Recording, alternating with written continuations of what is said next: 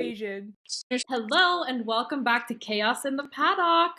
Guys, I can't believe it. For the longest time ever, we're finally in-house. I have Isha and I have Anna with me, and it's a full house Chaos in the Paddock team right now. Oh my god, I am not a host? What's going on here? Not today, Isha. I'm still just here. I'm just vibing. The thing is, like, Yeah. we don't We do. have the same schedule where we can organize a podcast with all three of us all the time, or like anyone in Chaos in the Paddock really. So it's actually a miracle that this worked out. I just came off a 10-hour shift at work, so it's a miracle that we all got together. I know, and I'm like at the tail end of my research project right now. Like, the research project I need to graduate. Like, almost done. It's almost there. So will we get grad pictures soon? Soon? Like May. Like early May. Oh yeah. That's to be fair, it's March 25th as we're recording this. Yeah. It's like a month and a half away, give or take a little bit. It's March? Yeah, because I'm like kind of graduating early in a sense. It's weird. I'm in a weird legal gray area. You guys are in the US. It's already the 26th for me. So when you said that threw me off like 1 second. But there you go. I was like, Sorry. stay off with the time zones because I'm back. We had a very exciting weekend this week. Yeah. There was a lot going on. There was a lot going on, but guys, McLaren stunned everything.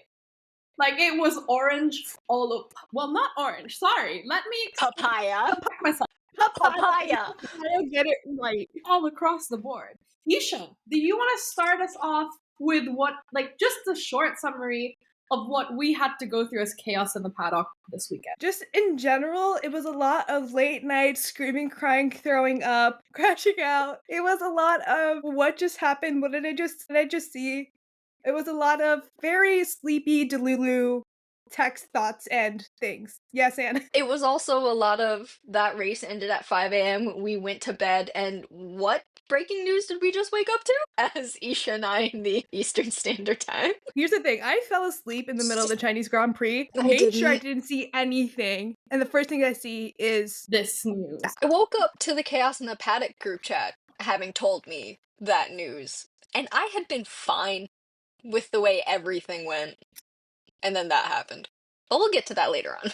We'll get to a whole other story. Let's start off. Well, here's the thing, you guys. For those of you who aren't actively following multiple series, we had for us Chaos, we had a double race weekend. So we follow F1 and we also follow IndyCar. So we had, well, for you guys, F1 was really, really early in the morning. I went, this is my home GP. I brought my parents with me. Like, they were having a blast. My mom sat down and managed to end up in Aston Martin for God knows what reason, but she was there. She met Fernando Alonso and she was a very happy woman after that. At least that's one of the positive things that happened this week, because I already mentioned McLaren 1-2. Like, McLaren just swept the Chinese GP. I want to ask both of you though, how did you feel about the race as a whole? Because this was the first sprint weekend we have, and it's supposed to be an exciting track, but I found myself, obviously I was on site, I was enjoying it, but I thought it was very underwhelming. I'm going to be real. I mean, for me, as a member of the Tifosi and as someone like who came to Formula One from Lewis Hamilton, I was so happy to see he got sprint pole and won the sprint race. That was the highlight of my personal highlight of the Grand Prix weekend. I feel like we were given so much and so many different things. We were given like a lot of midfield fights, a great Ferrari, bad Ferrari, all the feelings that I felt like kind of complete with it being the end of a back-to-back race week, because we had Australia and then we had China, and I felt like it was a good like kind of break point. I went into the weekend honestly a little worried because we have 5 technically, and I'm using the term rookie here as in people who have not completed a full season in Formula One for context. I was a little worried because none of the rookies have raced at this track before. It's a bit of an outlier track. It's a bit of a difficult track. They've never raced here before. It's the first sprint weekend of the year, and it's a back-to-back race. So there's a lot of ways where they would come in either unprepared or underprepared, and they'd probably be a little exhausted. So honestly, I was kind of worried for the rookies coming in specifically to the sprint with only the one practice session underneath them. However, building off Isha, I was very happy to see Lewis, at least part and partial, start to hit his stride with Ferrari, because I know there's been so much hype around it, both from the fans, from the pundits, from the kind of broader F1 community, as well as from Ferrari themselves, of we have a seven-time world champion. Hey, there's a chance this year could be his eighth. So it was nice to see him kind of settle into the team a little bit more and hit his stride with that sprint win, which was his first sprint win, by the way, and his Yeah. first sprint pole. He took pole, right? Yeah, it was his first pole, but it's also the first pole where someone over 40 got pole Since I Nigel Mansell in the 90s. Mansell was that's 41, I I think. did not see. I didn't even realize it at that time. And again, I was Oh, I got another one. So it was Lewis's first like sprint pole that he earned, because I believe the first sprint was like Silverstone. It was somewhere in 2021. You can correct me on the actual race. But he had that sprint, like he was pole. Like it was more of a symbolic thing, I think. And that was his only like sprint pole before this. So this was the first one that he like qualified for, which I'm sure also Yeah. meant a lot to him. So, but as I can kind of agree, the weekend was a little underwhelming for me. Just in like, I mean, good on McLaren. Lando wasn't exactly having the strongest of weekends, in my opinion. Yeah. I mean, they were fine in practice. Quali was obviously meh. The sprint was 100%. We're not even going to talk about that for Lando. But I thought it was a good weekend for Oscar Piastri to shine. Yeah. For sure. That was like domination start to finish for him. I want to follow back on it being quote unquote boring. I think we were given so much in Australia that we go to a dry track and it's like, oh, That's true. what's happening? We were I don't want to say gifted, but there was so much stuff happening Mhm. at the Australian Grand Prix. We're moving into China. Yes, it's a sprint. There's more things happening, but it's not as exciting as it was. I Yeah. think we went into China, it was like, what's going on? Mhm. And then we're like, oh, okay, we're back to normal, kind of. Yeah, back to But our regular broadcast. also, I don't know about you, Anna, but I was exhausted. So Yeah. I felt like my drive going into this Formula One weekend after being in Australia, which is also kind of sucks for people in Europe and the Americas. I was like, I'm tired. Like this is like my Formula One battery is like very much depleting. So I felt like it was boring in the sense that like a lot of us were just drained and just were like, I don't want to say zombies, but very much like Mentally checked out a little bit. Yeah. I was very mentally checked out, if I'm being honest, because like I had a lot of late nights during Australia. I wasn't there. And I thought I would have a little bit more peace like being at the GP, but obviously I was covering IndyCar, so then it turned the other way around for me, and I'm like, oh. My only luxury was it wasn't like at 3 a.m. or something in the morning for me, because it was around 6, 7 in the morning. So that was fine. But I was also mentally drained that at some point when I was writing my articles, Nico Hulkenberg was back in Haas. My editor would like message me and he's like, Harry, you all right? Like, do you need a nap, or do you want like a coffee or something? I think I was so mentally checked out, but for me it was kind of like I stayed up on Saturday night to watch the Formula One race. I was like nothing like kind of quote unquote exciting happened in the Formula One race. I turned it off. I like went to bed. So I didn't know like how it ended until I woke up. We'll go into that story later. But I was mentally checked out too. Yeah. And also like covering something in my time zone and covering something in a time zone that's not mine. It's like you're kind of like pulling like I don't want to say like 3 straight all-nighters because I did sleep. I made sure I took care of myself.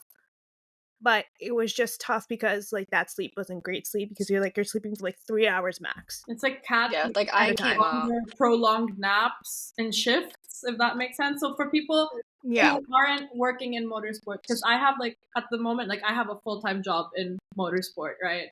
And I obviously teach Anna and Isha the know-hows because I want them to be good, and we're gonna get to that later as well because we have some achievements we want to celebrate as well. But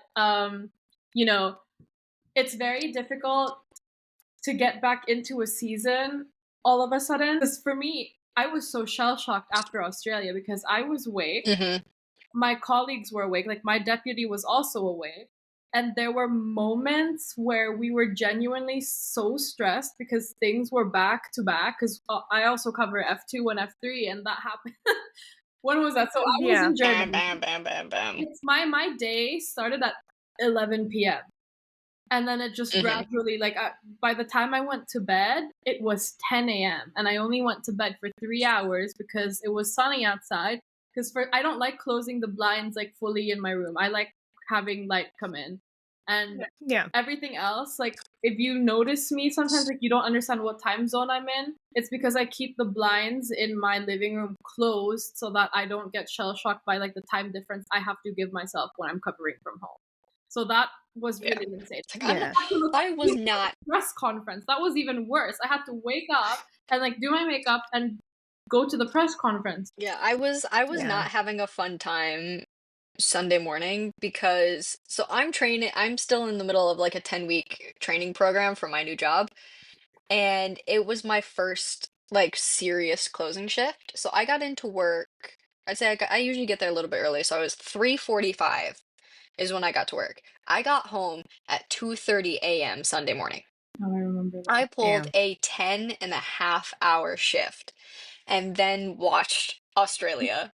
Not Australia. See, I'm even still a little slap happy. I watched China. What was worse for you guys, though? The timings of Australia, the timings for China? China. They were both the same. They were both at 3 a.m. in the morning.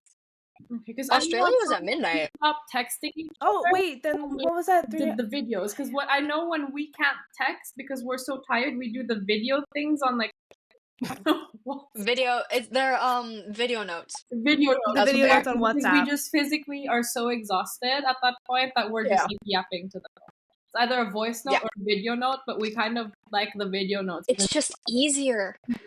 Yeah. Isn't it? I think you can also just see like how tired we were. Like when you're like texting your friends, you're not like wearing makeup, you're not trying to impress them. So I'm like full like dark circles under my eyes in bed, my hair is a mess. And I'm like, guys, I can't do this. I was the only one in makeup at that point because my press conference, I'm not even gonna lie, my press conferences were like so different in time that we had one at 3 a.m. and then we had one at around like 8 a.m. where you could be awake already. Yeah. And I was so thankful that we didn't have this in China, like that there was no F2 or F3, because then my poor colleagues like back home would have had to do what I'm doing. Because even if you're Formula 2 or Formula 3 accredited, you're not in the press room with them. It's still like a Zoom. Unless it's a bigger race. If it's a bigger race that's attended by more journalists, then they open to the floor as well, which is like fine. But that is crazy that we had to endure this. And I think the last one for me time-wise is going to be Japan, which is, it's still going to be difficult for both of you. Yeah. Hey, but here's my thing with when is I think China was worse for me because outside of Chaos in the Paddock, I am a part of the Grid Network and I write Formula One Academy for the Grid Network. So I was up being attentive with Formula One Academy. So that's something that I also had to stay up for, write about, make sure everything was done, posted, and dusted with Formula One Academy before I moved on to Formula One, IndyCar, and stuff. So I was following 3 series that week. I'm happy that Formula One and Formula One Academy are like pretty close together. So, but it was still a lot. Yeah, Japan is at 1 a.m., which is slightly more doable. I feel like than 3 a.m. because you either for like the 3-4 a.m. races, I know usually I try to wake up for them. But when it's like, say, like Las Vegas or Australia or Japan, where it's 11 p.m., midnight, 1 a.m., those are easier to stay up for. And it's, I mean, know I some had people to might stay not up think, anyway.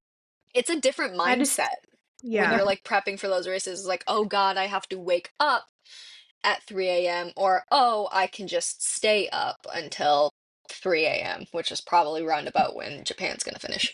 Speaking of waking up, you guys, we woke up to some pretty fun news, huh?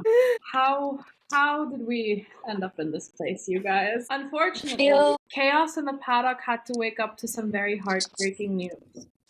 Not just heartbreaking for Tifosi fans only, also heartbreaking for the million of Lewis Hamilton fans that were in the grandstand. If you were watching the broadcast, you will have seen the wave of Lewis Hamilton. How do we feel about triple disqualification? Triple because Pierre Gasly also got disqualified, but obviously I see I'm prepared. I see we're all prepared. Just forewarning, I'm horrible at doing this.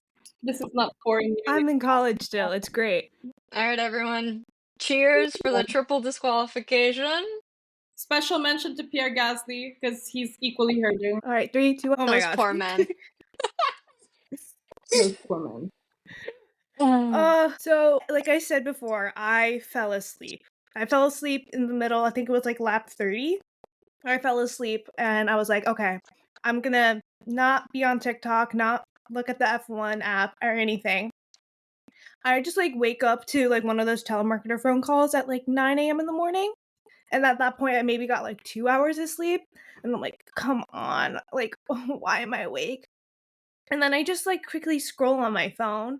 I purposely don't check WhatsApp because that's where a lot of my motorsport group chats are. And I'm like, you know what?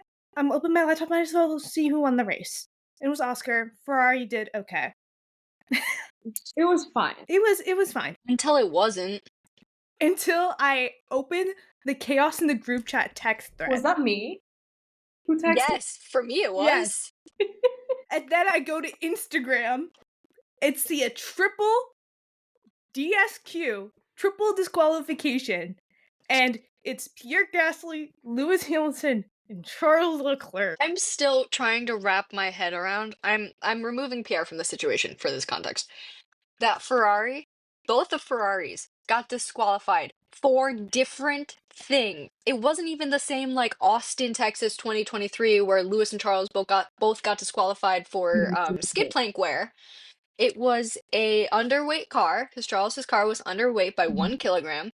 And Lewis, once again, had a skid plate wear like disqualification, which, fun fact, the margin of error for that disqualification is the thickness of your driver's license or less.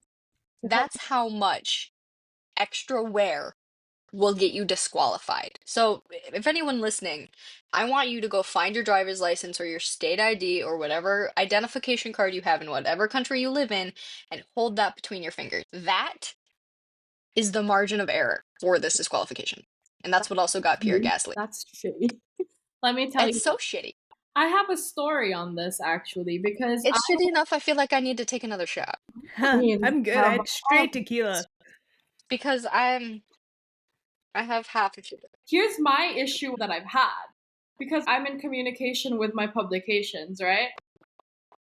I didn't know it was Ferrari because I was told it was Lando. I was told it was Lando who got disqualified or who's who's under investigation for potential DSQ.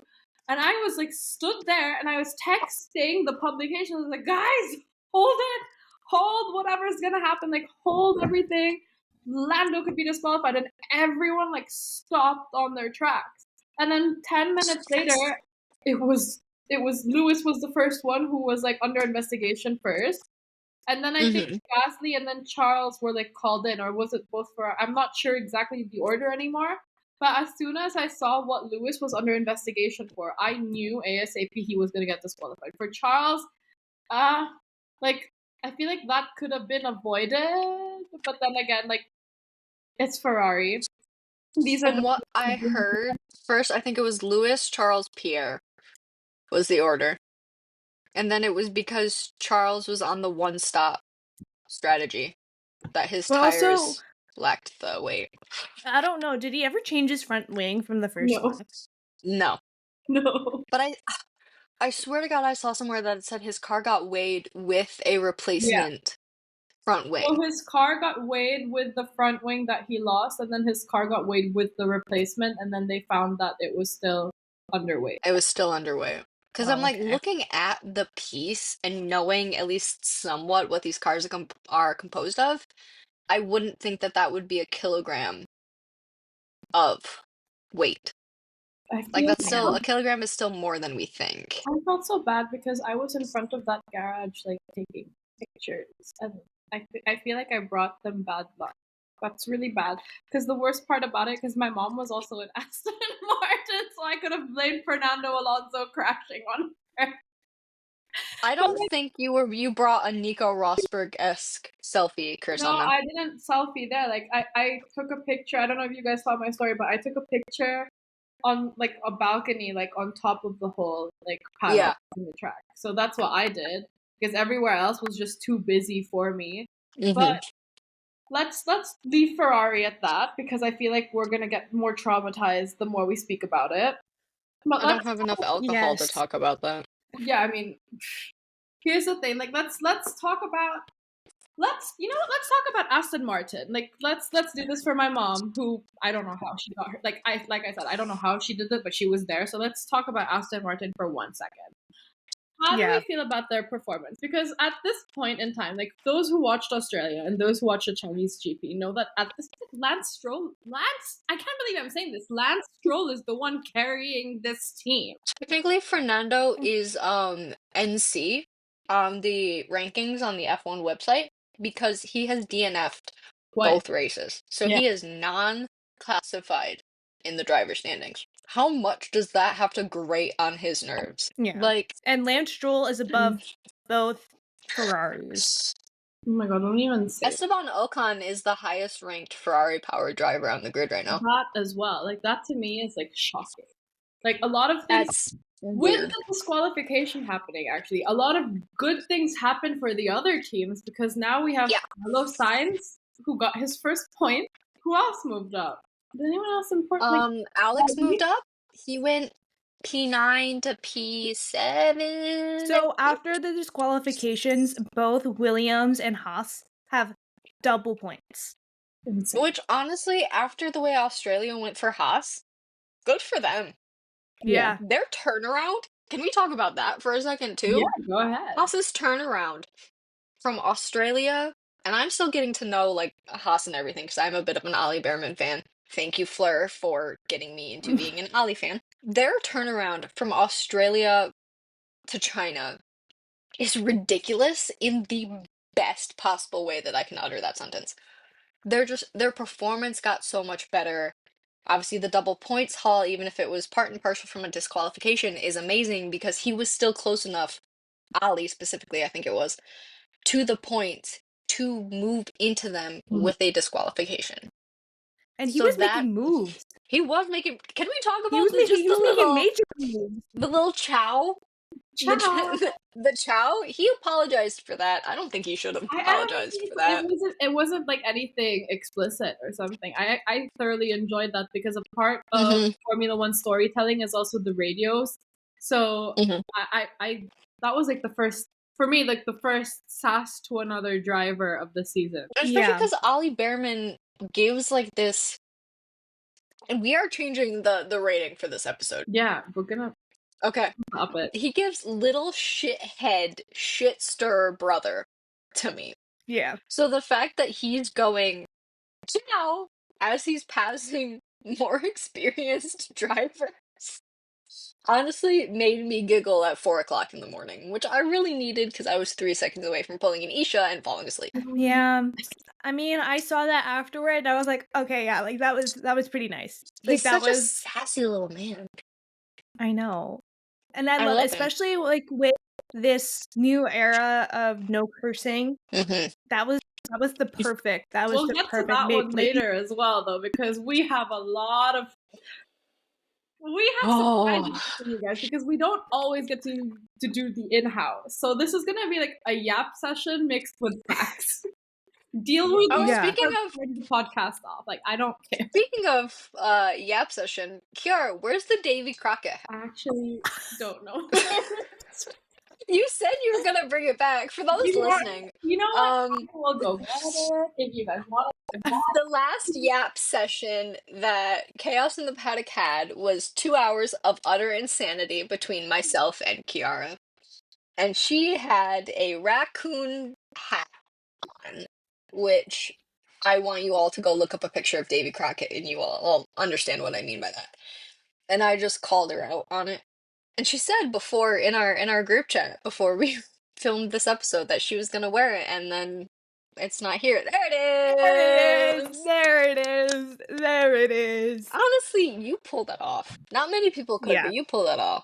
I don't know how Nikki does this like all the time. I don't know either, but I love Yours it. is fluffier than mine, so like, oh my gosh, I look like I'm going skiing. I'm gonna go hunt for a new, I don't know. Beaver. Raccoon. You know what? We're Oh gonna my go God. hunting for a new man. That's what we're gonna do. There we go. There we go. There we go. But Wait, hang on. I have the best man possible. Come here. Come here, Bubs. maybe bringing animals Oh my God. while I'm clearly wearing a hat that could involve hunting. Hey, the apartment cat is not with me right now. Naya. I love the Nile cameos on this podcast. It's Yeah. always so fun. Anyway, he just went. how do we feel? Okay, I'll put you down. Wait, we have to talk about the big moment. Do you know what? My race ended when Alex Albon was briefly P1. Yes. Oh yeah. I looked up. Yes. I looked away for 2 seconds, looked back, and I was like, this is like an important moment in history. In my opinion, it's an important moment. That's when my okay. Kind of context. My Australia ended when Lewis was P1. Oh my god. nice. Honestly, seeing Alex Albon in P1, and this might segue into something else for Isha to talk about. It proved that Alex wasn't the issue at Red Bull. Alex was never Yes. the issue at Red Bull. The way that man is outperforming the car and at the moment his teammate, his multiple race winning teammate, is honestly a balm to my soul, because Alex Albon is probably one of the nicest people on that grid. He's generally a good guy, he's a good friend, he's a good partner. And just the way Red Bull treated him, like, I came into Formula One after that. But hearing the quote of saying Red Bull has a problem and it's Alex Albon, bullshit. That is Isha, This the is floor is yours. This is why I wanted to talk. This is around, like, obviously the Liam Lawson leaving Red Bull news. My whole thing about this, it's not even about Liam Lawson. It's not even about Red Bull. It's the fact that now with Liam Lawson, it's now a curse. Mhm. On all the social media, it's the second Red Bull seat curse. But especially when it was Alex, when it was Checo, and even when it was Pierre. There was an issue, and that's those specific drivers. I'm not saying, and maybe could be, that people are noticing now that this is an issue across the Red Bull timeline, cross drivers. But the fact that now we are noticing that this is a pattern, when all of last year we're like, Checo's the issue, and now Liam's in having the same issues, and now we're like, oh, it's just a curse. It's just a curse. As a person of color in motorsport, so utterly disheartening. I was like, okay, what about Checo?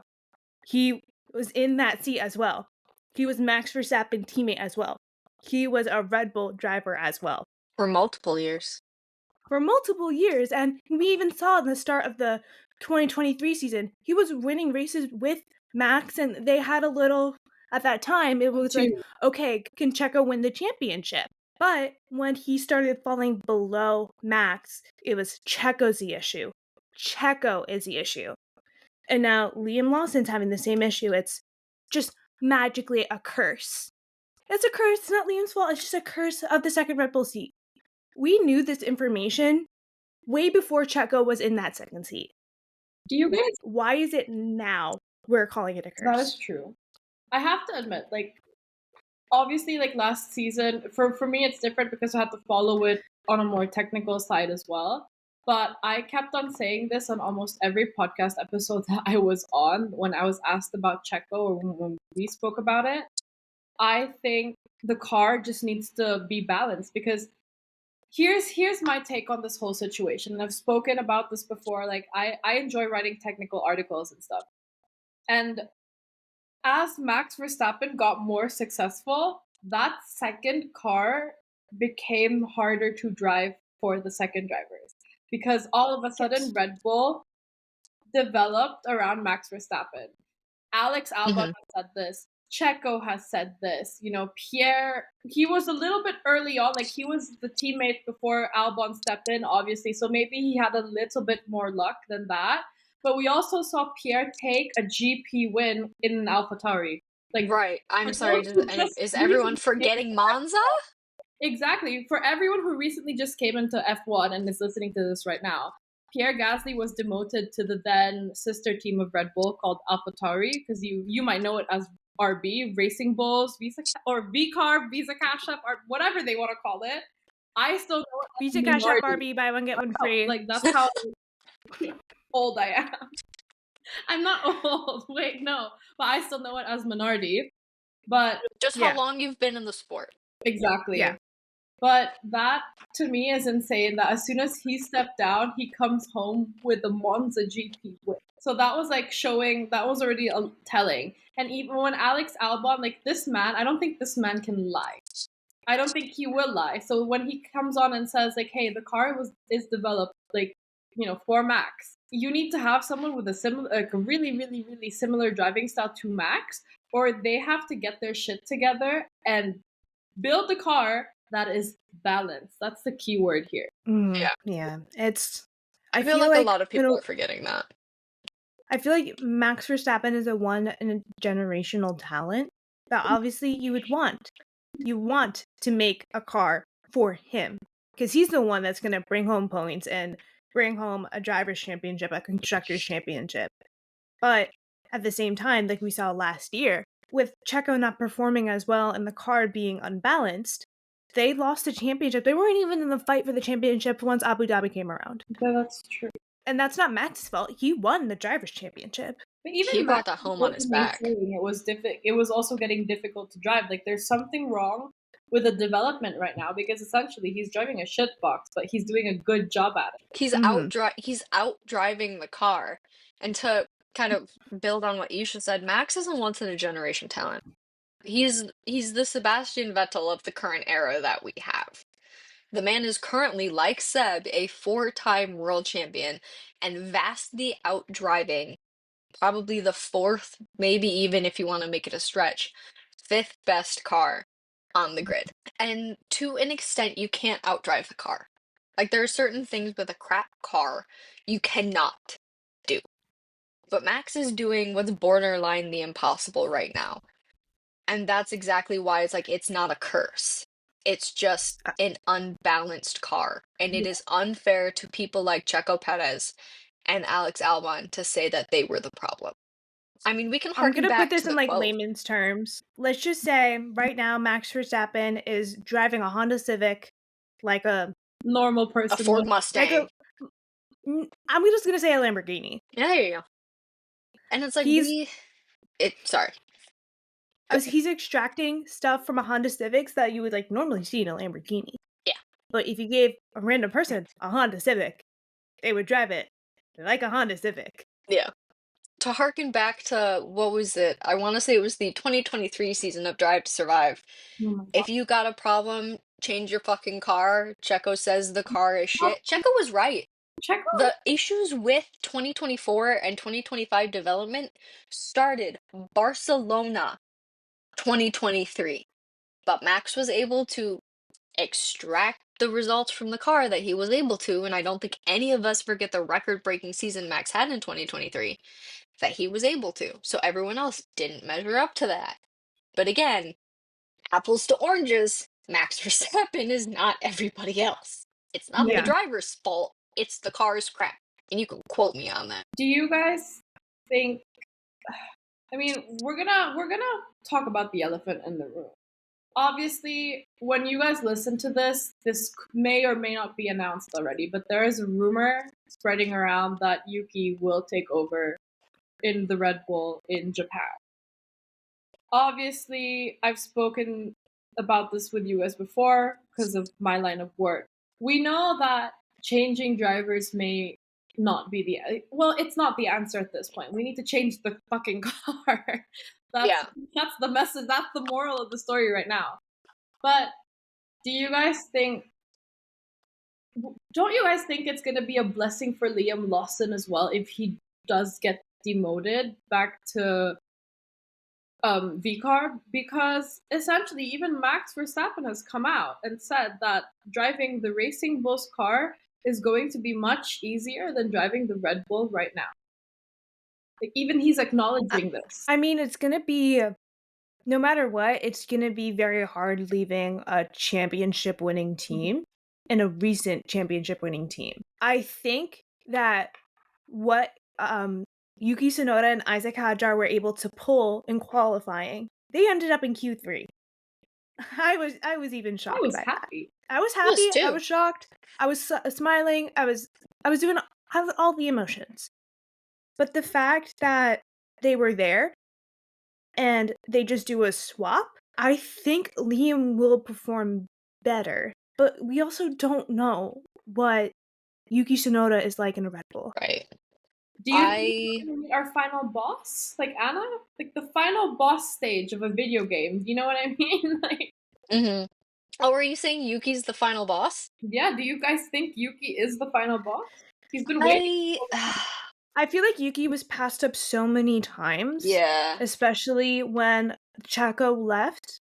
Yuki's been at VCAR, Visa Cash App RB, Visa Cash App Racing Bulls, whatever the name is now. AlphaTauri, Toro Rosso, buy one get one free as James Vowson. I think he's been there the longest, and he's proved himself to be a reliable driver in that team.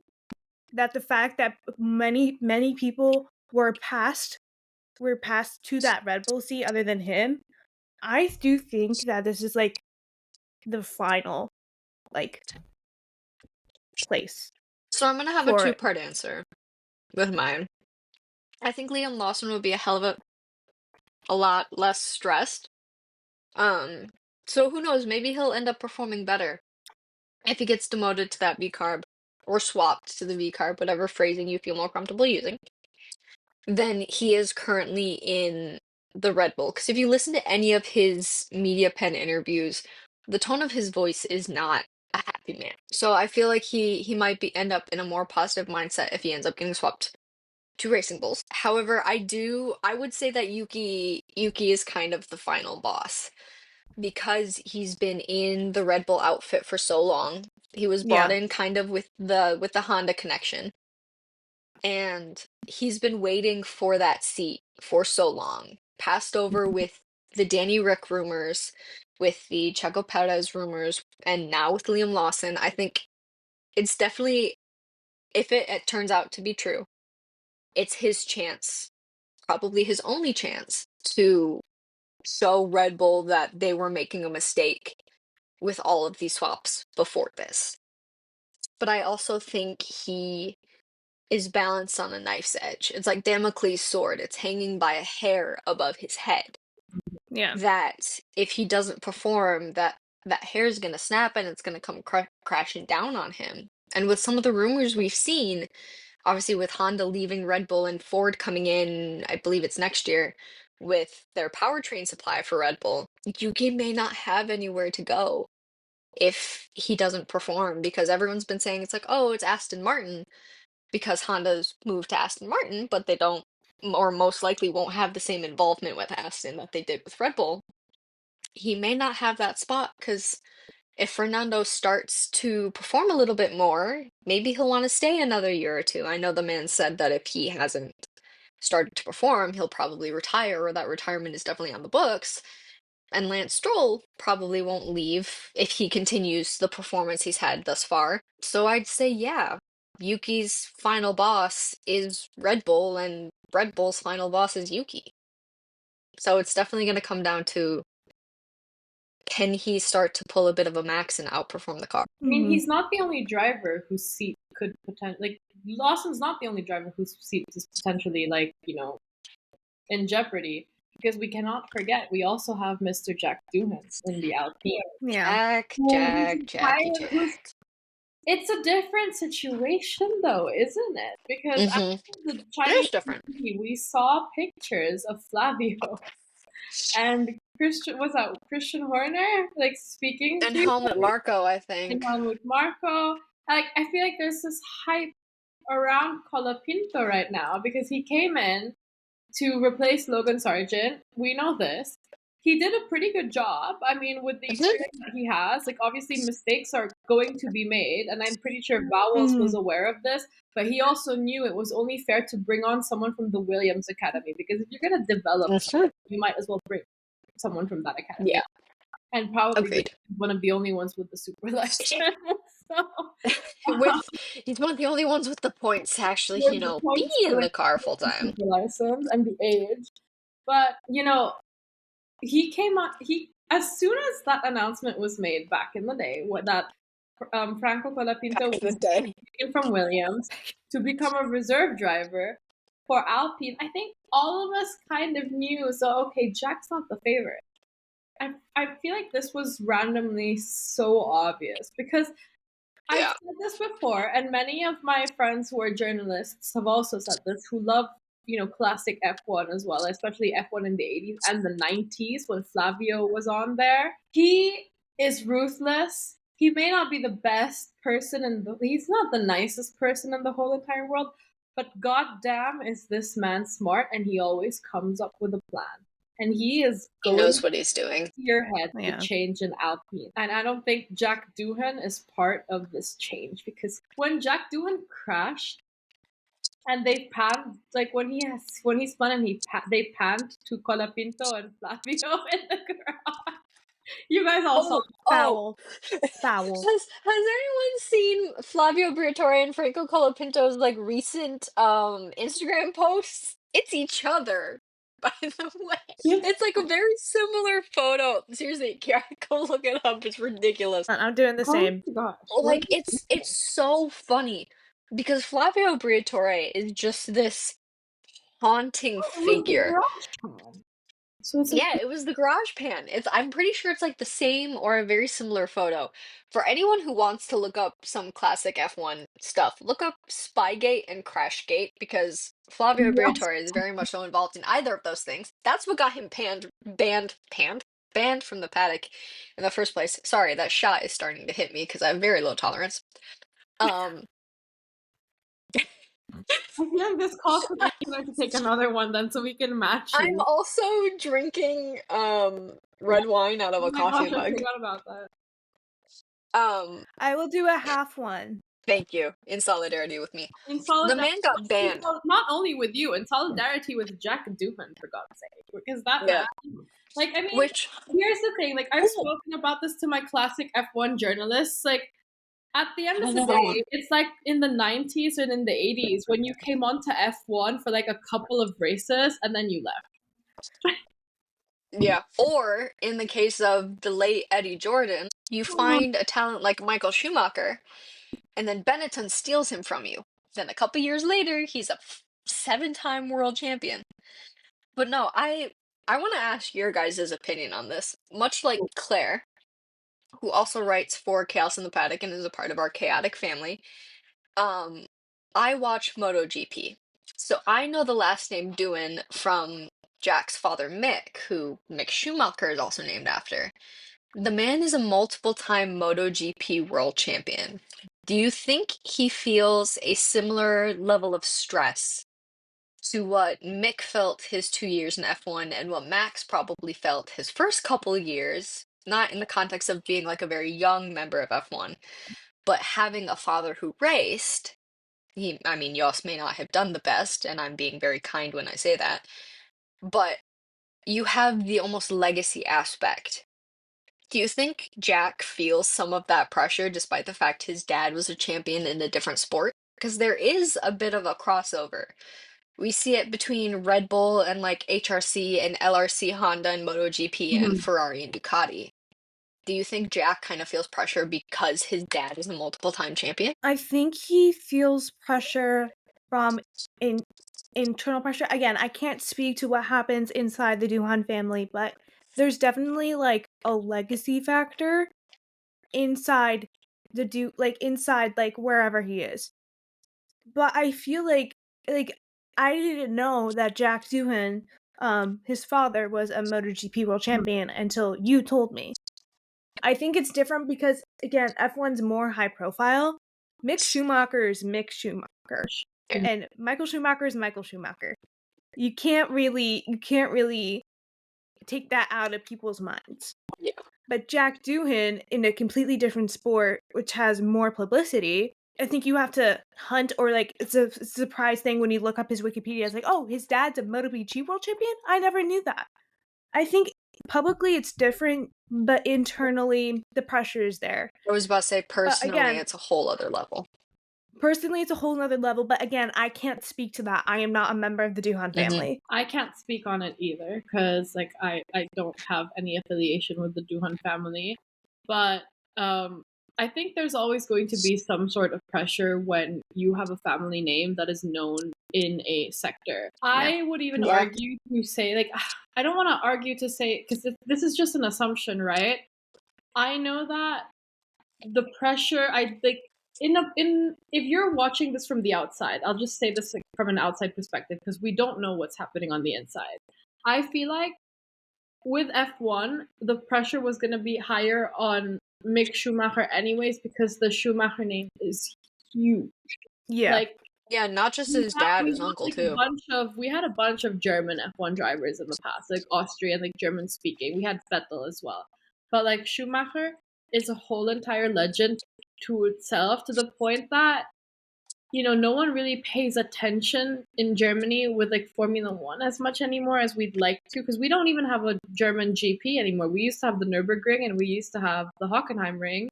And we don't have that anymore. Granted, it's also because of financial reasons, because the track pays for F1 to be hosted, and the government, like Germany's government is the only government that doesn't help pay to host an F1 race. Like, let's put it at that. Mhm. And I think with Mick, it's not because he's a bad driver. I think he joined the wrong team.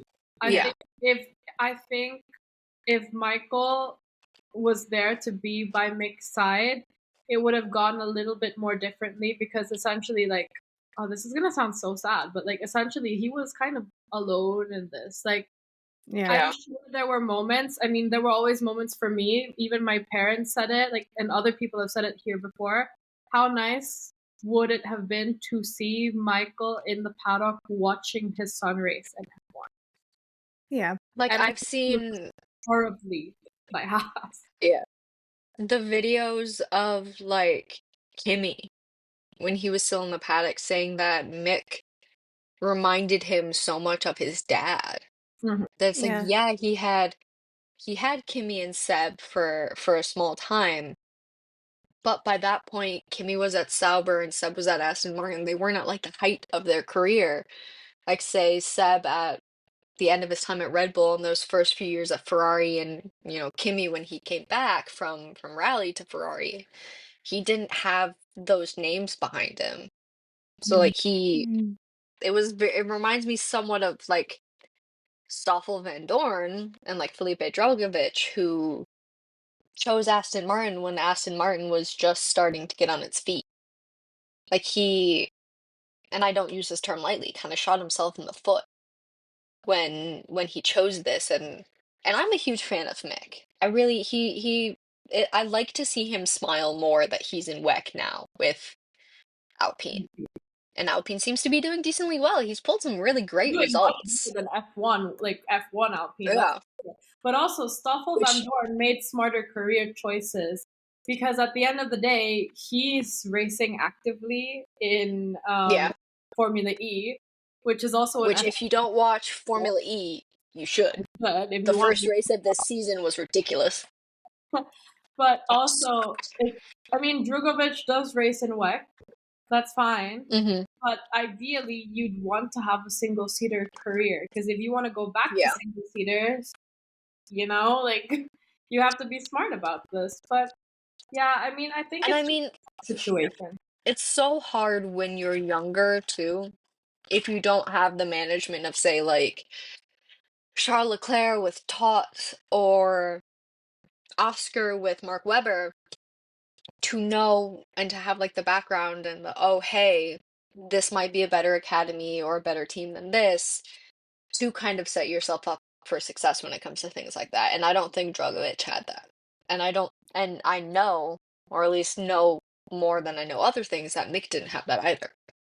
He didn't have his I dad with him. also want to bring back, like, if Jack is going to stay at Alpine. Yeah, cycle For back to me, that. right now, it's not as apparent as maybe Yuki going to Red Bull, but I'm not going to negate the fact that Australia was a fluke. Australia was a fluke in general because we saw so many people go off and DNF. Like, we saw Carlos Sainz. He had such a great weekend until the race. He DNF'd too. Mm-hmm. And then Fernando we go Alonso to did. Yeah, and we go to China, where his teammate got disqualified. You can't really measure, like, if you should keep a driver based on your teammate's score if your teammate got disqualified. Right. I don't think it would be a right move for Duhan to be changed right now, like after China, all of that. But I think the pressure is still there in the back of his head. Especially with Flavio Briatore looming like a dark cloud in the background. It's certainly gonna take a little bit more time for that switch to happen if it's gonna happen. But you can clearly tell that Duhan is not the favorite, and I'm coming at this as a PR perspective because you guys have heard me rant about PR the whole week. Yep. Well, the whole weekend. We'll get into that in a bit. We'll get to that in a bit. But yeah, I mean, let's put it this way: ending on the F1 side, if the Red Bull switch is probably going to happen much sooner than the Alpine switch. The Alpine switch will have to be done more tastefully, considering the circumstances we find ourselves in. And on that note, I'm handing the baton to you, Isha. Thank you, Kiara, for letting me be a host again. We're now going to talk about IndyCar at the Thermal Club in California. I don't know if you noticed this, Kiara, but there was a mid-broadcast just stop. I already know Anna's story because she was with me. Kiara, what was that like for you? I was the sole journalist on duty for IndyCar for Fastest Formula News this weekend. Can you imagine my pain when I see static? Was it actually just static for you? It was actually just static for me. If you guys go check out my latest article, I wrote about the winners and losers of the Thermal Club. Okay, shameless plug. Like, if you guys go on there, I actually have a picture of the static I saw on the article because honestly, like, the TV viewers, like the broadcast viewers, were the biggest losers at the end of the day. Because that was like a full I think it was like 15 minutes or like 20 minutes? 15-20 minutes. 15-20. Like that. So what happened to us, we are in the United States, so we can only watch IndyCar through Fox. So because of like how my cable works, I had to watch it on the Fox app, on the Fox website. So it paused, and when you're streaming something you don't have cable, sometimes there's pauses in between latency and stuff. I'm like, oh, it paused for me. I'm on FaceTime with Anna. Mm-hmm. And I asked Anna, hey, did it pause for you too? It did. And then it cut to another broadcast. Before it cut to another broadcast, there were like a solid 3 minutes of commercials. And 3 minutes it's like a long time for commercials. It's a lot. And then for a while, there's a little animation that Fox has. So for Fox, for the NFL, they have like a animatronic kind of like Gundam style. If anyone's seen the movie character. Real Steel, it's like the fighting robots they have. Yeah. Oh my god. And it's just him showing like a QR code on his phone, like kind of I am, of like a QR code for the Fox Sports app. And that was on for longer than usual. Usually that's like maybe like a 15-second, 30-second time. It's like it probably saw 45 to a minute. Yeah, it was on. It was a long. And we're like, what happened? And I don't mean to take a sour note, but the first thought in my mind, there's something completely and utterly wrong. I'm an American. My first thought is someone's doing something they shouldn't at Thermal, and they had to cut the feed. I'm not going to say what, but if you're American, you understand what I mean. But then it cuts to NASCAR. And I'm like, I saw the thing didn't watch NASCAR. And the NASCAR presenter was like, oh, if you're wondering, IndyCar has technical issues. Yeah, they said welcome to the IndyCar viewers. It was. Yeah. They were like, "Hi, we're happy you're here." I heard about that. I wrote it on my article, actually. I sent you the photo. But we're like, oh, technical issues? Okay.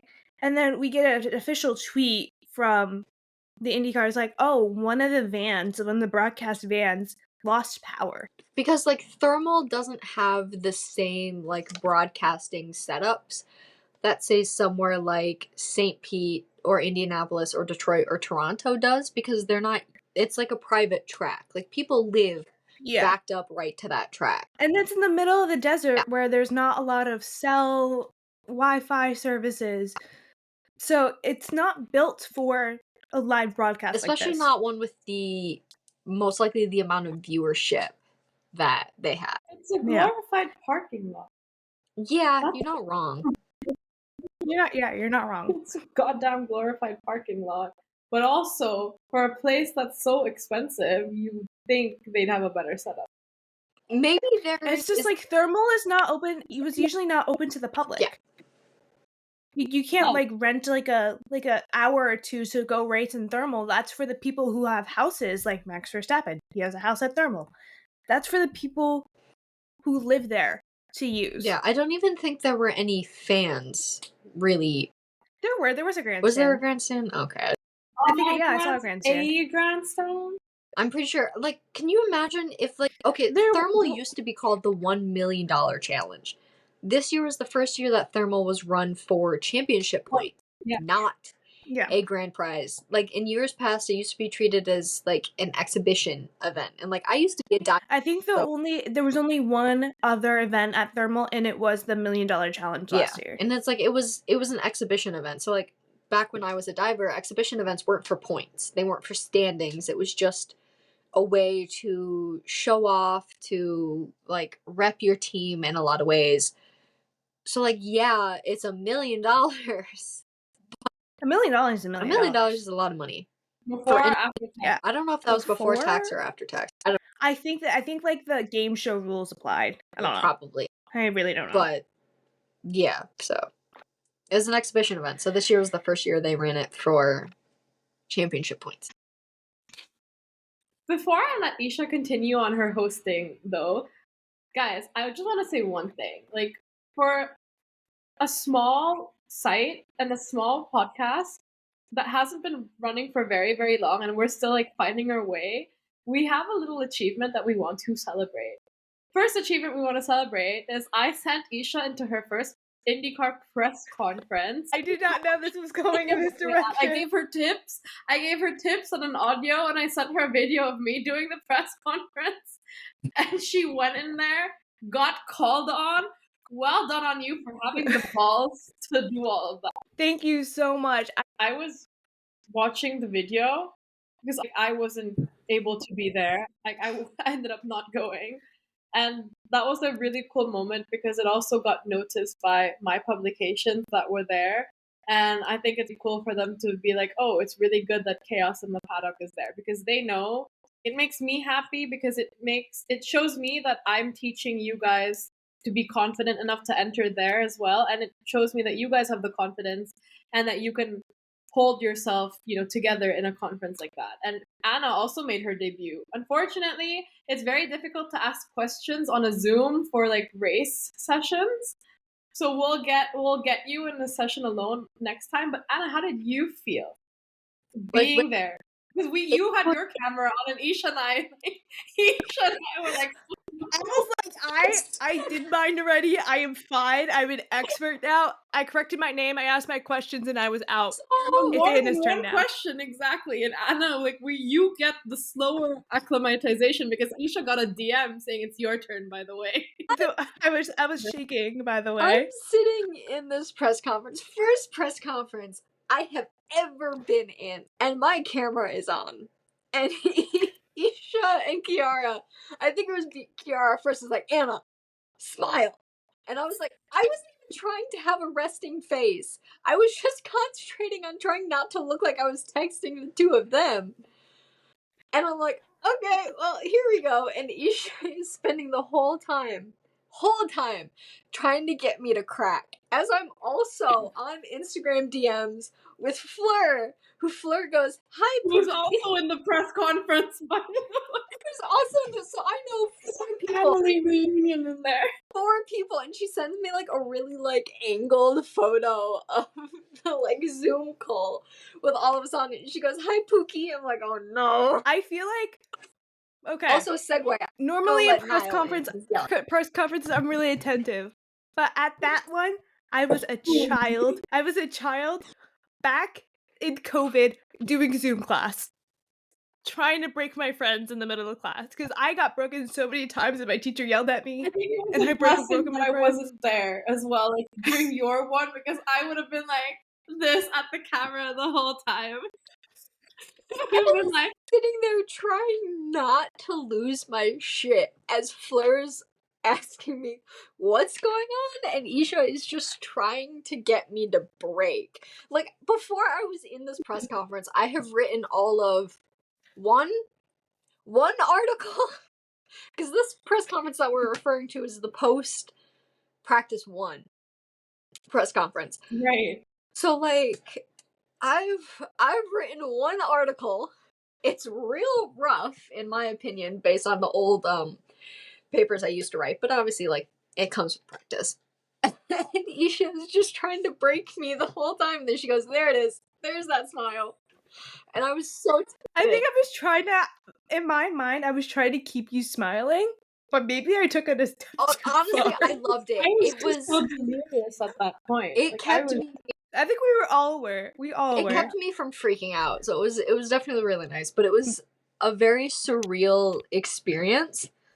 It's like obviously like last season and with like season 1 of Chaos in the Paddock, I had been more of a guest on the episodes that I had been on until like I think Abu Dhabi, like our watch along episodes were the first episodes that I had actually been like a member of Chaos, but I hadn't written anything yet. So it was a very surreal moment to like realize it's like, oh shit, hey, like I'm technically published at this point. Like we are members of the press. like I have we are members of the press. We have accreditation for IndyCar through Chaos in the Paddock. I'm sitting in a press conference. I'm looking at like the one after the race. I'm sitting in a press conference with Pato O'Ward, Colton Herta, and Alex Palou. Like No, it was or no, Scott McLaughlin. Sorry, Scotty. Yeah, it was Scotty. But like the end of the race, like press conference where Pato dropped some amazing quotes, and I know we will get into that later. My cue to hand back to the host, Isha. Yeah, wrap it back around to Miss. Okay, I just wanted to talk about because like yes, I also got some questions in. I was one of the last people to ask questions, and then I just realized these drivers are just guys doing their jobs. And I'm just a girl doing my job. And I feel like you need to be in a certain place to realize the novelty that you're asking a famous person questions is gone. And after a while, I was freaking out, like, oh my god, I'm gonna possibly ask like a famous person questions. And then like I was like, they're just there because they need to be there, and I'm just there because I need to be there. They're just dudes doing their That's job. it. You're just dudes, and I'm just a girl. It's okay. I was still nervous, but like in the grand scheme of things, I like looked back on it, and I'm like, I was doing my job. He was doing his job. That's it. And he gave you really good answers. He did. Oh my god, was so cheeky with you. Do you want to mention who you were talking to? Girl. She was the only female journalist, so that's a huge achievement. It was in a press conference with Alexander Rossi. Just Alexander Rossi alone in his kitchen table. Just a casual Zoom meeting, you know?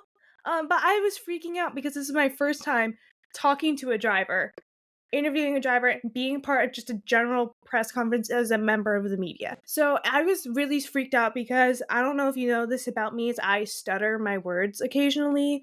It takes time for me to find the words I need. So I get flustered really easily under stress. But I I went in I prepped so much. I knew exactly what I was going to ask, and I knew how I was going to flow everything. And it was so gratifying because when I was just talking, it just felt like I was doing my job and he was doing his job, and that was it. And then the adrenaline And it wears felt off. great in me. What? And then Yeah, it like the adrenaline kind of went down because I'm like, I'm just a girl talking. He's just a guy answering my questions because he has to. That's it. But in one of the press conferences, we got to see Alex Palou talk about his dominant era in IndyCar.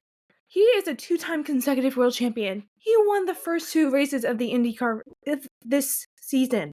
Guys, my question to you is he in his permanent dominance Max Verstappen era? I'm gonna wait at least another race, if not 2. I want to see the first oval of the year.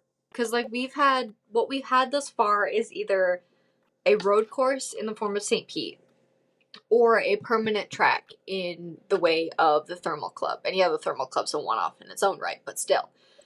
I want to see how Alex behaves on a oval. Because if anyone listening to this podcast is an Indy fan, we all know ovals are a challenge into themselves. Like, you can be an IndyCar driver with a contract specifically for oval tracks. That includes the Indy 500, obviously probably the most famous oval track in the world. So I want to see how he behaves on something that is all just left-hand turns. I want to see how he behaves on ovals before I say that he's in his dominant era. Because we've had 2 out of the 3 kind of classifications of tracks in IndyCar. So I want to see how he behaves on that third before I make that call. Before I pass it on to Kiara, ovals are known for its very tricky high speed. The great Daniel Ricciardo once said he is too scared of ovals because of that. It's very tricky, it's very technical. Yes, it might be looking like they're driving around in a circle. But there's so much technicality and so much skill that you need to drive an oval that it's daunting. Yeah. Kiara? Come to oval, we have Indy. True, because you're essentially like slanted as well. Like it's a whole different breed. Like even me I don't have the balls to cover an oval just yet, which is why someone else is taking over for the first oval of the season. Because I need to like practice on the side. Because if I'm already scared to write about it, how much more if you're gonna drive it? So there's a lot of there's even the tires are gonna be a little bit different because of the weight of the car and like how it's shifted.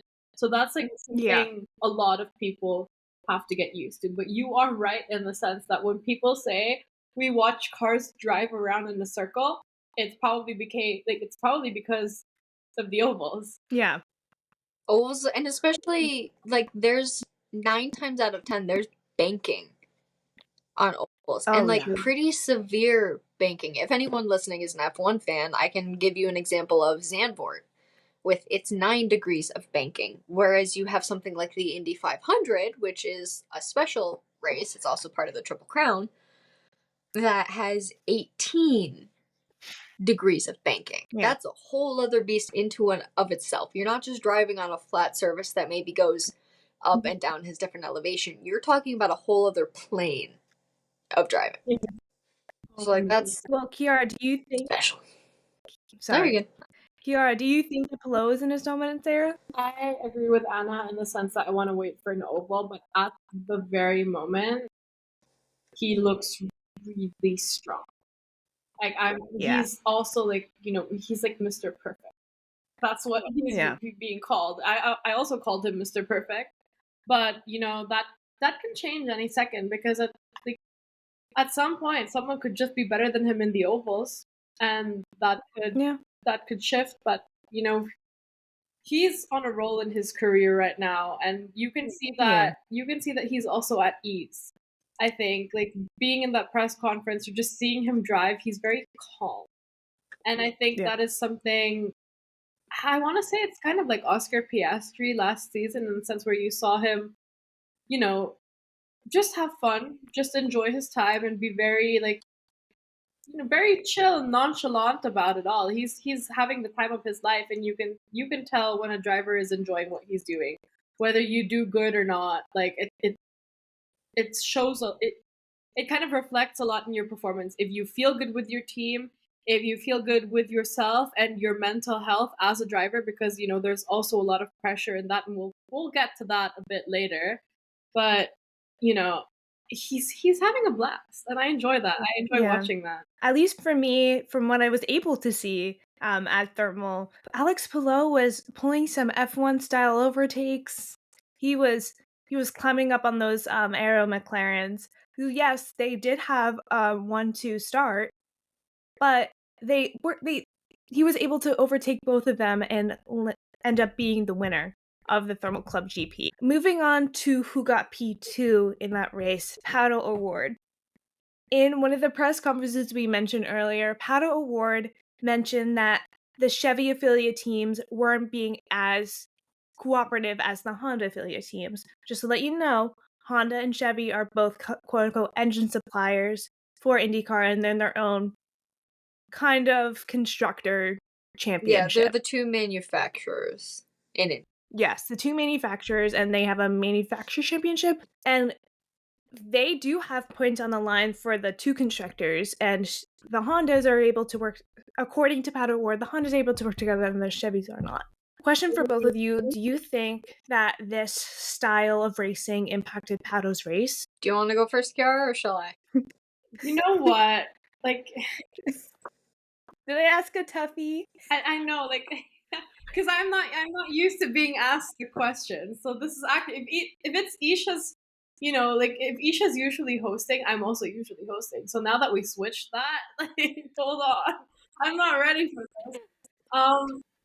Here's my take on this. The tracks are so much shorter, in my opinion, or the tracks are laid out so much differently, like, than an F1 race, that I feel like it's also easier to lap, like, or be lapped. And I think at the end of the day, that's what got to Pato as well, is the fact that there was a lot of traffic that he had to get through, because he said it at the press conference. It sucks to be the leader, because you have to go through the other drivers, and you have to make sure that you're making that mistake. Because when you're lapping someone, that person can easily, pull this move and knock you out a moment. Yeah. Is this my turn to step on myself? Yeah. So, for anyone unaware, the kind of CEO, team owner for Aero McLaren and IndyCar is Zach Brown. Same man who's at the helm in F1. And also, does anyone else find it really weird to hear Will Buxton and James Hinchcliffe purely on Fox Sports? Like, it's weird to hear him. It's weird hearing Will Buxton talk about American sports and trying to promote American sports for Fox. Yeah, it's weird. But he brought up the whole, are we going to hear team orders in response to, like, Paddock Award coming up on Nolan Siegel, who was his teammate, who's towards the back of the pack for IndyCar. Is Nolan going to try and hold up Alex Palou? And it's like, I am so sorry to anyone who is not used to IndyCar. Alex Palou, on a fresh set of tires, is a matter of when he's going to pass you, not if. Mm-hmm. And Will Buxton did bring up the fact of, like, oh, are we going to hear team orders of Nolan, hey, try to hold Alex back? Which comes back to the whole thing of, like, yes, the Honda affiliates work far better together than the Chevy affiliates do, because Louis Foster who is one of the rookies in IndyCar this year, he won Indy Next last year, did his level best to back Paddock Award up and to give Alex that lead, whereas I don't believe Nolan Siegel did, or he purely couldn't. Because again, Alex Palou, and pardon my turn of phrase, is kind of on his Max Verstappen 2023 shit right now. It is always a matter of when, not if, when it comes to Alex. So Paddock, you could tell the man was done. And again, for context, we are 2 races into the IndyCar season. If he is already done with the relationship between the Chevy affiliate teams, it does not spell anything good for him. Especially with the rumors of him, or potentially Colton Herta, maybe making the jump or being in the possible lineups for Cadillac when they enter F1 next year. But I was also talking to a mutual friend of ours, Shauna, the other day, about Shauna watches racing. Please go follow her. Please do. She does great content. We brought up the fact, actually, I believe it was earlier today before I went into work, I was on a voice call with her. Paddock's got more to worry about in the form of Christian Lundgaard, his teammate. Yeah. And to bring more papaya into the equation, it's very much so giving me Oscar and Lando last year. Like, Christian Lundgaard, for those of you who don't know, is a younger member of Arrow McLaren. I don't remember if he's classed as a rookie this year or not. I don't think he's classed as a rookie this year, but he is new to the team this year after Alexander Rossi moved to Ed left or moved to ECR. And Christian Lundgaard ended up P3. So it was kind of an antithesis to McLaren's P1, P2 in F1. They ended up 2-3. And Lundgaard literally gave Alex Palou the fight of his life at some point. Like, the best part. Yes. Oh, that was hot. Best part of the IndyCar race. I'm so happy the truck was working, the van was working. I was happy that it was back, because at the end of the day, like, I'm gonna call it what it is, and for anyone who loves racing and really follows that was a turn on. That was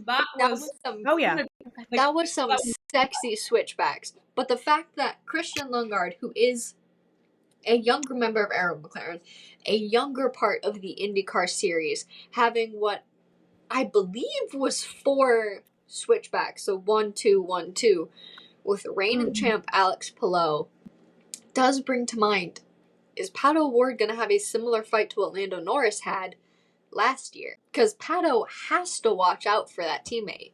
Because if anyone within Arrow McLaren is going to give Pato a fight, because much like Lando, Pato is now the senior member of the team, it's going to be Christian Lundgaard. I hate to say it, because I do love Nolan Siegel. He's a great kid. He's maybe not had the run of things in a couple of different ways so far. But Pato, watch your back, because Christian is not someone you need to discredit. Yeah. He's coming for you, like, literally. He is coming for you. If it's not this year, it will most certainly be last year, unless there's some silly season-esque shit going on. And having witnessed the musical chairs of contracts, the beginning of the IndyCar season last year with the number 6 of Arrow McLaren, I mean, it's not out of the equation. Yeah. Speaking of being a team's number 1 driver, I want to talk about Will Power. Will Power had such a great recovery drive. 15 positional up. I know. And as someone in that press conference said, we're higher than the Penske's of the world. Will Power drives for Penske, and he's frankly dominating in this team.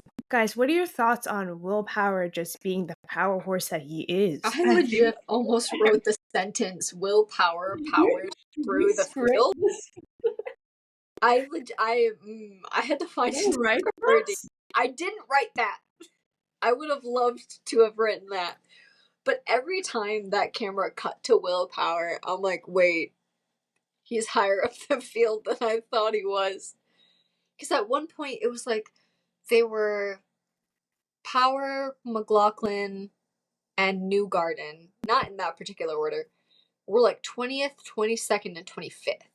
I remember writing that in my article, and then all of a sudden, Will Power is passing Marcus Armstrong, for P7. And I'm like, how did he get from 22nd to 7th? That man literally was passing people left, right, and center, which just goes to show age isn't always a reason to count someone out. That man was absolutely insane. He was the saving grace. Yeah. I want to equate Penske to Red Bull. They're one of the powerhouses in IndyCar, and seeing them this low is weird. It is. It's off-putting. But Will Power is able to put that car up a hill, shove that car up a hill. I have to say, like I said, he was the saving grace of the whole team, because qualifying already showed, like, what the hell, like, there's no Penske, there's no Penske, and moving forward, and then you suddenly have a race where he showcased why he's in Team Penske, why he's still driving, why he still has a contract.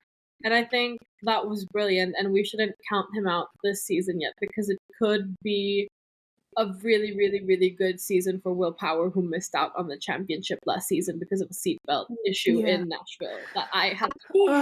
I honestly think if that race was 10 laps longer, Will would have been on the podium. Yeah. I honestly think if it was 10 laps longer, it would have been Alex, Paddock, and Will Power. Which, the fun fact, the Michigan in me wants to say Powers. I know his last name's not Powers. It's the same way I say Meyer. It's the same way my mom says Aldi. She goes, I'm gonna go to Aldi's. Yeah. It's just it's so hard to say Will Power. It's even hard to type it. You know what? I don't know, maybe it's like my delirious brain right now, but when I was writing my article today, I kept on thinking, like, willpower. Like, do you know what I mean? Like, do I have the Willpower has the willpower to put that Penske into P7. Willpower has the willpower to power through the field and put that Penske P7. There you go.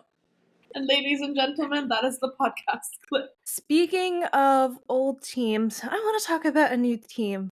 I want to talk about Prema. Robert Schwartzman, his car caught on fire due to a fuel cell issue with his hybrid.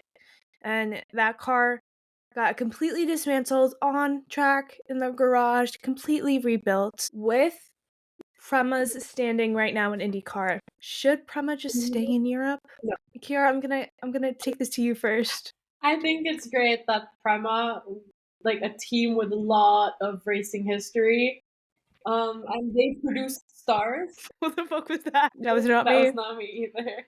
But like a team. Anyways, a team with a lot of racing history like that have produced successful stars in today's motorsport world. You know, I feel like they do have a spot in IndyCar. I think it's brilliant that the new team has come on. But we do have to remember, because they're new and because they're coming from such a different background, they have to acclimatize to the situation they're in. I don't think they're doing horribly.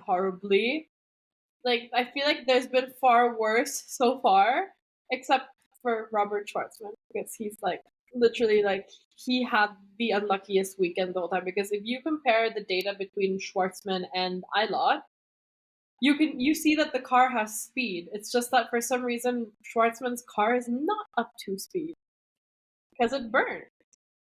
There was a barbecue going on. Honestly, the poor man didn't have the best start to his like IndyCar career. I think Prema has every right to be an IndyCar, and they are a new team. So a lot of the things that they do just across the board in every aspect when it comes to operating an IndyCar team, when it comes to operating a professional motorsports team, you have to give them a little leeway and take things with a grain of salt, because they are still trying to figure things out.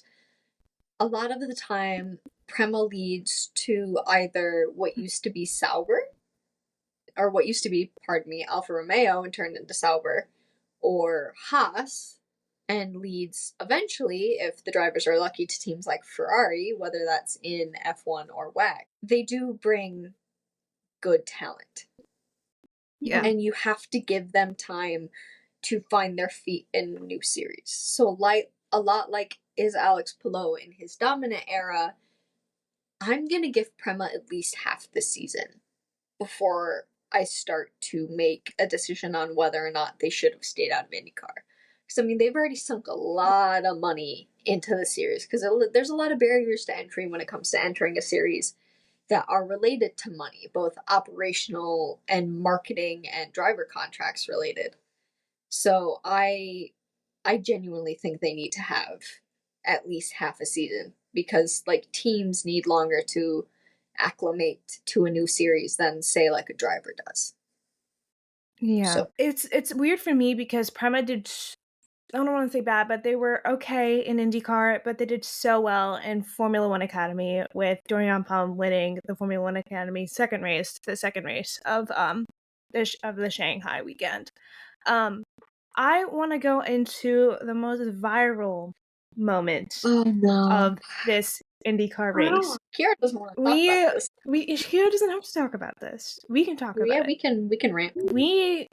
I think it would be a disservice to the viewers if we didn't talk about the Devlin DeFrancesco and Scott McLaughlin fight, tussle, argument that was caught on camera. My first thought is, why did no one stop him? If you watch the clip, Yeah. and IndyCar themselves have reposted and posted this clip, why did it take 15-20 seconds for someone to just lightly put their hand on his shoulder and kind of go, hey, like, stop this? Why was that not an instantaneous, oh, hey, my driver is about to get into what looked like a physical altercation with another driver, especially one as high profile within IndyCar as Scott McLaughlin? Why did no one stop him? Yeah. Like, what amount of oversight happened here that no one like saw this was gonna happen? Because Scott McLaughlin and Devlin DeFrancesco had an altercation on what amounts to the warm-up lap. The race hadn't even started when they made contact with one another. You knew this was gonna happen. Like, DeFrancesco ended up accruing a drive-through penalty from that altercation via, like, the IndyCar stewards. How did it not pass through your mind that perhaps maybe something might happen after the race? Like, these drivers are constantly hopped up on adrenaline for like 2, 3, 4 hours in some case, if you're talking like the longer races, like the 500. Or if there's like rain or track delays. You think that adrenaline's immediately going to drop and they're going to become like level-headed thinkers the minute the flag drops? No. You should have had the wherewithal and the forethought to think, oh, something might happen from this. But obviously, RLL's team didn't. Yeah. I'm going to raise my hand on this one.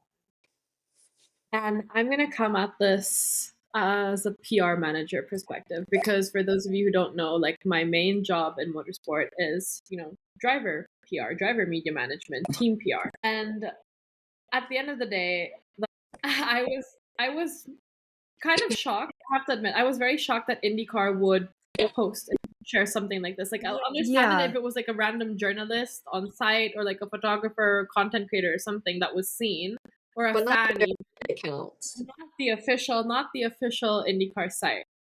The official IndyCar site posting raw footage, no bleeps, everything said out loud. Because they don't have the FIA like fining them. That's for sure. Yeah. Like, I know the FIA, if they saw that, or I'm pretty sure they've seen this because all of the big three have reported on it already. They would be having a stroke. Like, I'm not gonna lie, but we were also having a stroke watching that. I was having the main issue was like the PR. I don't know, like, maybe it's just different in Europe as a whole. But I'm gonna be the first one to admit, and if they're listening to this, I'm sorry, I'm calling you boys out. But my drivers have gotten into fist fights before, like even worse than that, because that was like a verbal altercation where they got close with each other. But my drivers have actually gotten into physical fights before. And do you know what we did? We hauled their asses back.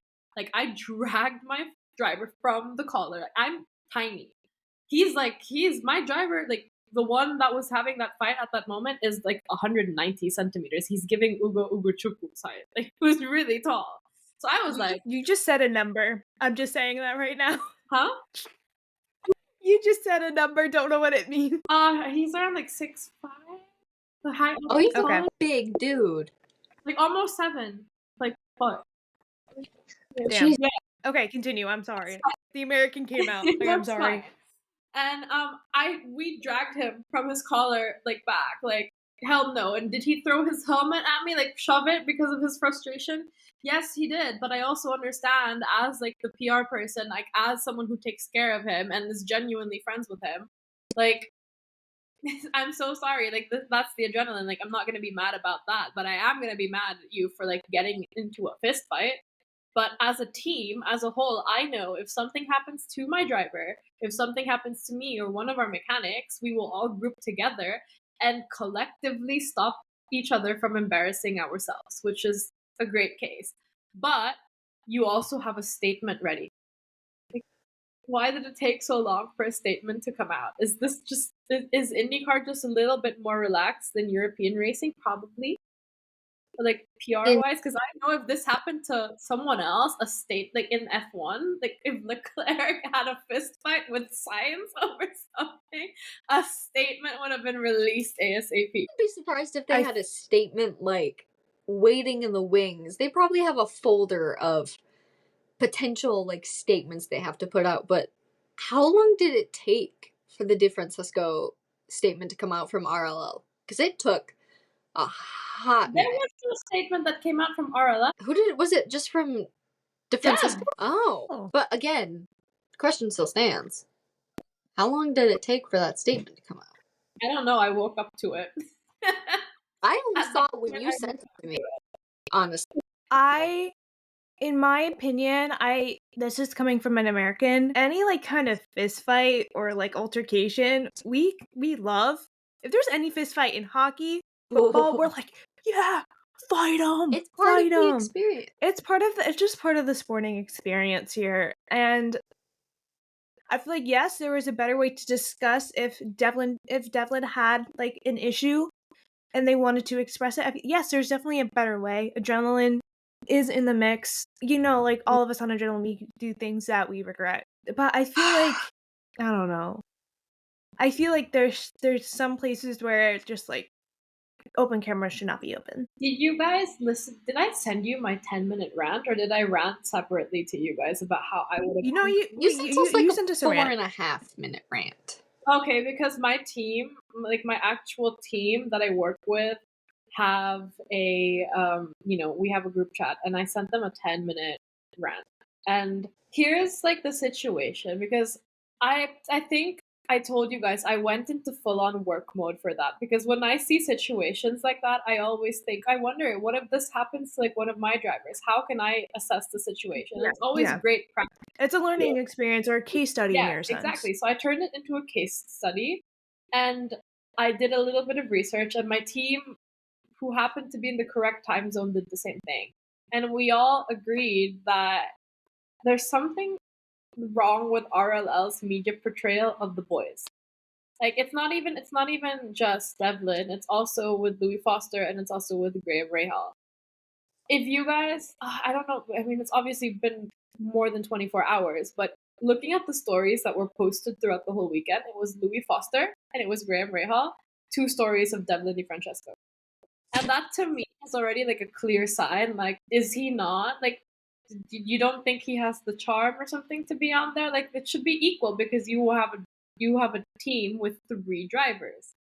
Mm-hmm. It's the same thing. Like Red Bull and VCAR come together and make videos. And granted, that Max doesn't want to be there, but he's there. He's doing the talent. He's there showing the smile. He's the smile with the dominance. He's gonna talk to the rookies. He's just there, and he knows he has to. That rookie road trip video was hilarious. Like, you're not even old enough to rent a car. That was brilliant. I mean, to be fair, one thing I do want to mention about the situation is a lot of people on social media were calling Dev a paid driver and using that as a negative. I'm so sorry, but you cannot call yourself a motorsport fan and not understand the concept of a paid driver, because at the end of the day, most of the drivers are paid drivers. Some people just show it and some people don't. Yeah, it's like paid drivers make the sport go round. If you're rich enough to pay for it yourself, go ahead. Like, why not? Yeah. It's the same thing in DTM. You have to pay for your seat, unless you're lucky if you're a factory driver, because they shoulder most of the costs, but it's motorsport. Like back in the day in F1, you had single entries as well that had to be funded. Yeah. It's not a stick and ball game where you can just pick it up in a random field and be a master at it. It's a sport where you need to enter with so much money, so much development, and then you work your way up. The only I think I'm aware of that in the lower series pays their riders, and that's the kicker there. I mean, the term riders is MotoGP, because at the very least, I know in Moto2 you are paid to be there. you are not paying to be there. Because like in MotoGP, you can stay in Moto3 and Moto2 for multiple years. It's not like F3 and F2 that if you win the series, you have to move on. But still, it takes a lot of money to be where you are. So people using pay drivers as an insult is extremely disingenuous to the origins of the sport in a lot of ways. Yeah. And I also do want to mention, like, any pay driver or anyone that's visually a pay driver, bring up Lance Stroll. If he does something good, it's shocking. Like, oh my god, a pay driver was able to make it into the points. A pay driver is higher than both Ferraris right now. That's crazy. And when a pay driver does something bad, again, I'm going to bring up the Lance Stroll and his PT incident that happened, I think, last year. Like, the instant, like, bashing of them is just so, I don't want to say normalized, but so prevalent.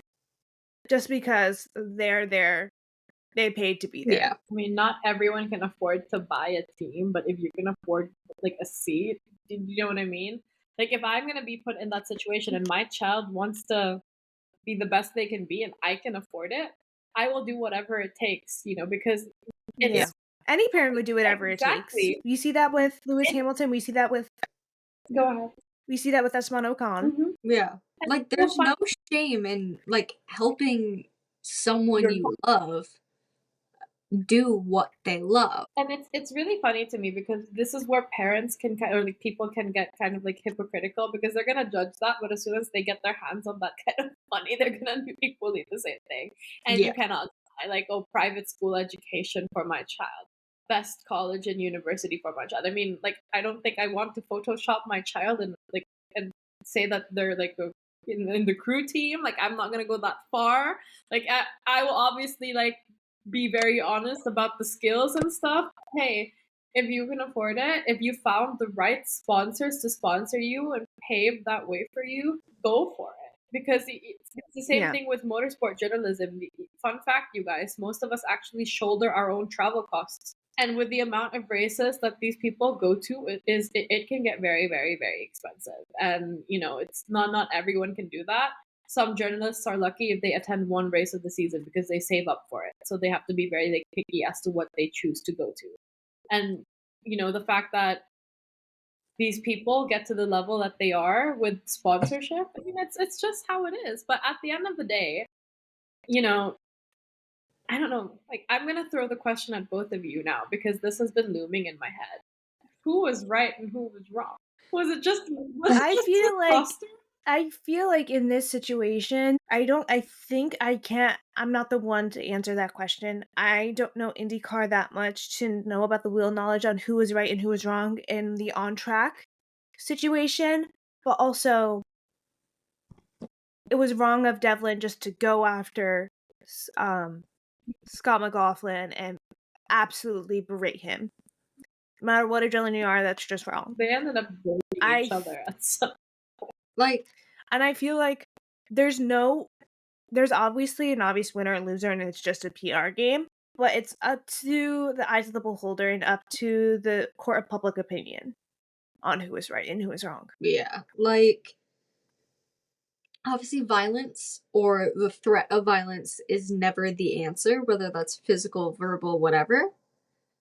Mm-hmm. And I would like to think that most of these drivers have enough of a hold on their temper that they would be able to have a civil conversation. Obviously, that harkens back to the whole, like, obviously, their adrenaline is still high. They're not going to have a hold on their emotions. But like you said, Isha, it's whether it's right or it's wrong, both you and I are still learning, like, wheel knowledge and, like, what happened. And I can't remember the footage they showed of the contact coming together, so I can't say who was in the right or who was in the wrong. I can say they were both in the wrong for reacting after the race the way that they did because, you know, kind of have a hold on your temper. You're both grown men.